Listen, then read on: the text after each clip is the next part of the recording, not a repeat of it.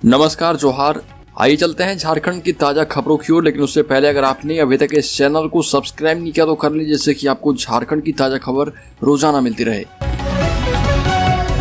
पहली और बड़ी खबर, गरीबों के निवाले पर राशन कार्ड बनवाकर कभी कोई पोस्टमास्टर तो कभी राशन दुकानदार की पत्नी के द्वारा सरकारी राशन उठाए जाने के बाद अब ताजा मामला संपन्न परिवार एवं सरकारी सेवकों की पत्नियों के द्वारा कार्डधारी बनकर राशन उठाने का मामला प्रकाश में आया है। सरकारी सेवकों के द्वारा राशन उठाए जाने के मामले के सामने आने के बाद जिला आपूर्ति पदाधिकारी गुलाम समदानी ने सरकारी सेवकों की पत्नियों को नोटिस जारी करते हुए स्पष्टीकरण की मांग की है। 28 जुलाई तक स्पष्टीकरण का जवाब विभाग में दाखिल नहीं किए जाने पर दंडात्मक कार्रवाई किए जाने की बात कही गई है।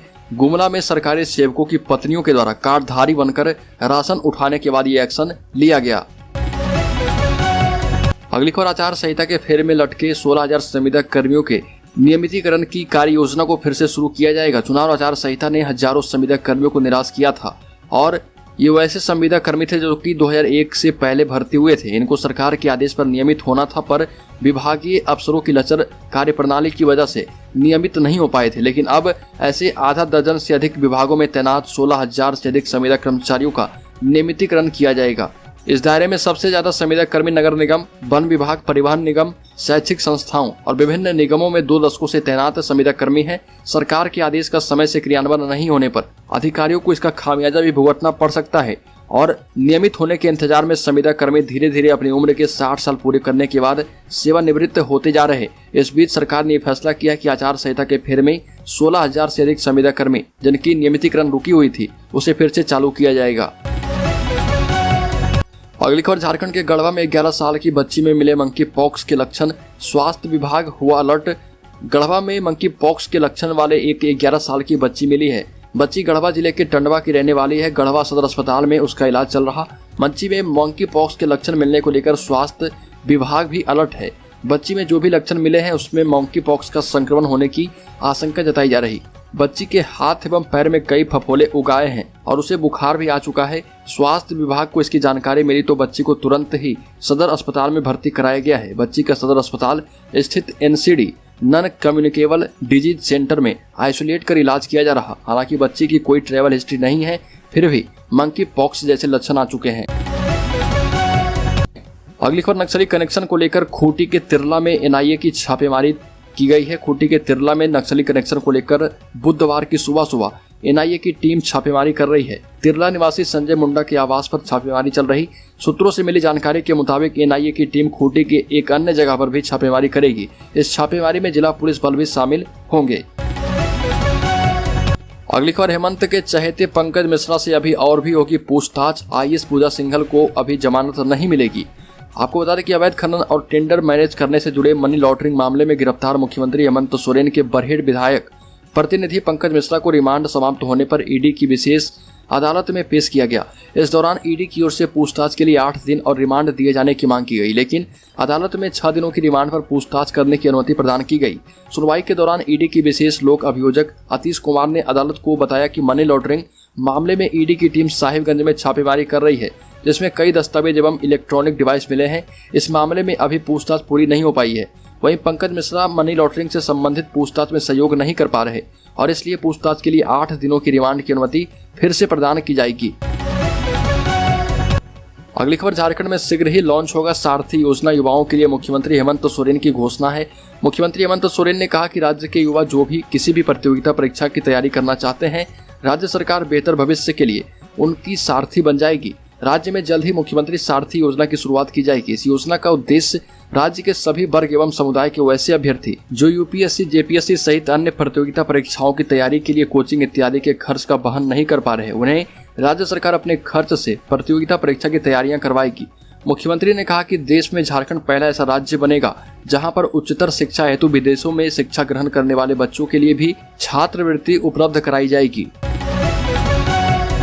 अगली खबर, झारखंड के मुख्यमंत्री आज देंगे झारखंड को बड़ी सौगात। झारखंड के मुख्यमंत्री हेमंत सोरेन दोपहर में बीएस कॉलेज स्टेडियम पहुंच चुके हैं और यहां पर मुख्यमंत्री हेमंत सोरेन के उस कार्यक्रम में मनरेगा अंतर्गत बिरसा हरित ग्राम योजना के लाभुकों को मुख्यमंत्री द्वारा संबोधित किया गया। साथ ही बिरसा हरित ग्राम योजना के लाभुकों से मुख्यमंत्री हेमंत सोरेन ने सीधा संवाद किया। साथ ही योजना की स्वीकृति भी दिया।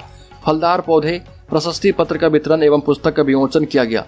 मुख्यमंत्री के कार्यक्रम में झारखंड के 5 जिलों के 9500 लाभुकों को बिरसा हरित ग्राम योजना का लाभ मिला। इन 5 जिलों में लोहरदगा के साथ साथ गुमला, रांची, लातेहार एवं खूंटी जिले के लाभुक भी शामिल थे। अगली खबर, झारखंड में बिजली उपभोक्ताओं की होगी केवाईसी, ऐप में अपलोड होगी हर जानकारी। झारखंड सरकार प्रदेश के 52 लाख बिजली उपभोक्ताओं की केवाईसी करवाएगी। राज्य बिजली वितरण निगम इसकी तैयारियों में जुट चुका है। केवाईसी के जरिए सारा ब्यौरा संग्रह किया जाएगा। इसमें उपभोक्ताओं से जुड़ी तमाम जानकारियों के अलावा उनका क्षेत्र संबंधित फीडर, सब स्टेशन और ट्रांसफार्मर से जुड़ी सूचना भी होगी। उपभोक्ताओं से संबंधित तमाम जानकारी संग्रह करने का उद्देश्य यह है कि आने वाले दिनों में सीधे उपभोक्ताओं से संपर्क स्थापित किया जा सके। अगली खबर, विधायकों पर एक्शन से डर रही है कांग्रेस, हेमंत सरकार पर संकट कायम हो चुका है। झारखंड में कैंप करेंगे अविनाश पांडे।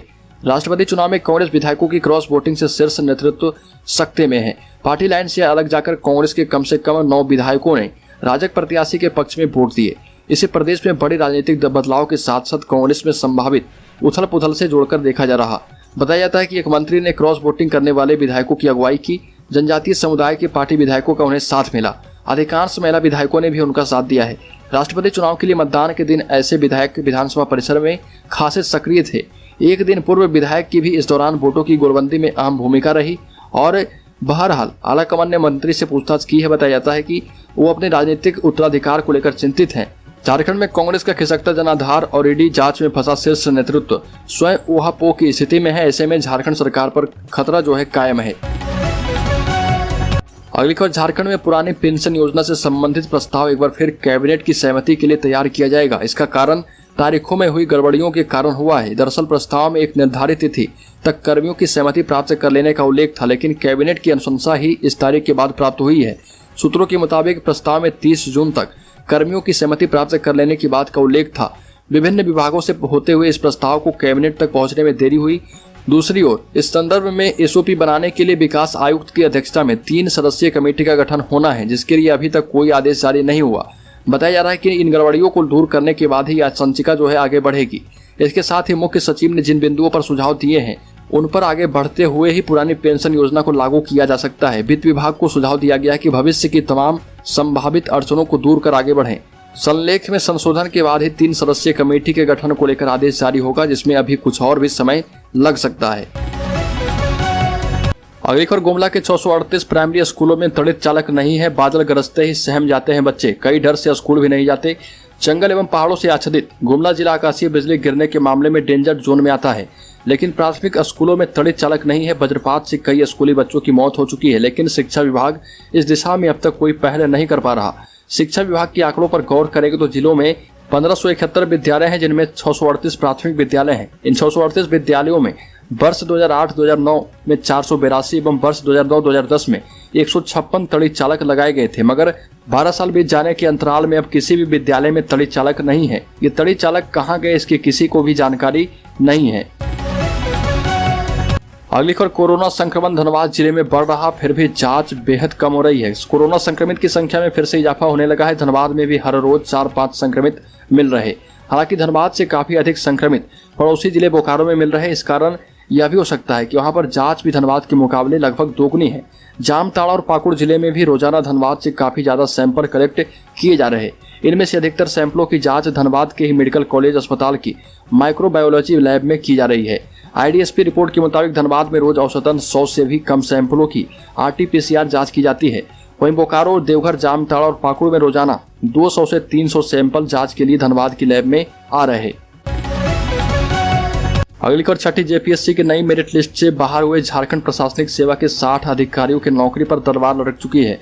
राज्य सरकार ने सुप्रीम कोर्ट में पहले ही कह दिया है कि नई मेरिट लिस्ट से बाहर हुए 60 अफसरों को वापस नहीं लेंगे। सरकार के पास अलग से कोई सीट खाली नहीं है, इसलिए बाहर हुए अभ्यर्थियों को नहीं रख सकते। सुप्रीम कोर्ट के जस्टिस अजय रस्तोगी और जस्टिस CT रवि कुमार की खंडपीठ के समक्ष रीट याचिकाकर्ता की ओर से सुप्रीम कोर्ट के वरीय अधिवक्ता कपिल सिब्बल ने पक्ष रखते हुए खंडपीठ को बताया कि हाईकोर्ट का निर्णय बिल्कुल सही है। अगली खबर, विदेश से लौटने वालों को बुखार, सिर बदन दर्द, कमजोरी है तो जांच होगी। झारखंड का स्वास्थ्य विभाग भी अलर्ट हो चुका है। केरल, तेलंगाना और दिल्ली में मंकी पॉक्स के मरीजों की पुष्टि होने के बाद झारखंड का स्वास्थ्य विभाग भी अलर्ट है। स्वास्थ्य विभाग के अपर मुख्य सचिव अरुण कुमार सिंह ने रिम्स समेत सभी मेडिकल कॉलेज और सिविल सर्जन को पत्र लिखकर इसके बचाव, रोकथाम, नियंत्रण और जांच के साथ सतत निगरानी को लेकर दिशा निर्देश जारी किए। मंकी पॉक्स अंतर्राष्ट्रीय स्तर पर 74 देशों में फैल चुका है और मई 2022 के बाद से अब तक दुनिया भर में इसके 16,000 से ज्यादा मामले सामने आ चुके। विश्व स्वास्थ्य संगठन ने मंकी पॉक्स को वैश्विक स्वास्थ्य आपातकाल भी घोषित कर दिया है।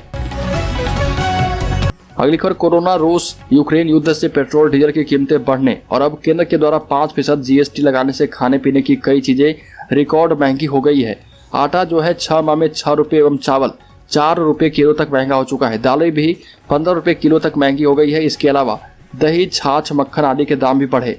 एफएमएमजी प्रोडक्ट में तेजी से बिकने वाली वस्तुएं 35% तक महंगी हो गई है।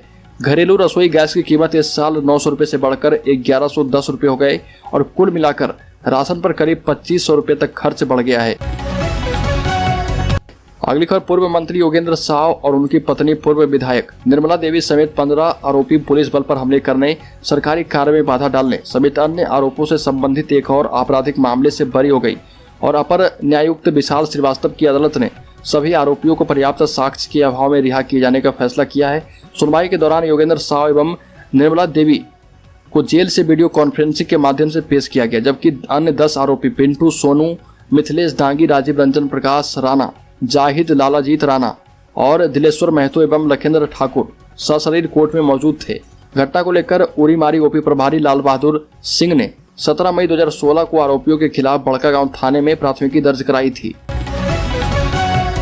अगली खबर, बिहार झारखंड से 2000 के 86,000 करोड़ नोट गायब हो चुके हैं। 2000 के नोट ना तो बैंक के कैश काउंटर्स पर जमा हो रहे, ना दुकानदारों के पास पहुंच रहे, ना एटीएम से निकल रहे या नोट चलन से बाहर भी नहीं हुए। बस इतना है कि 2019 के बाद आरबीआई ने इन्हें छापना बंद कर दिया, लेकिन इससे पहले आरबीआई के बिहार झारखंड क्षेत्रीय कार्यालय को चलन में लाने के लिए करीब 90,000 करोड़ मूल्य के 45 करोड़ नोट मिले थे।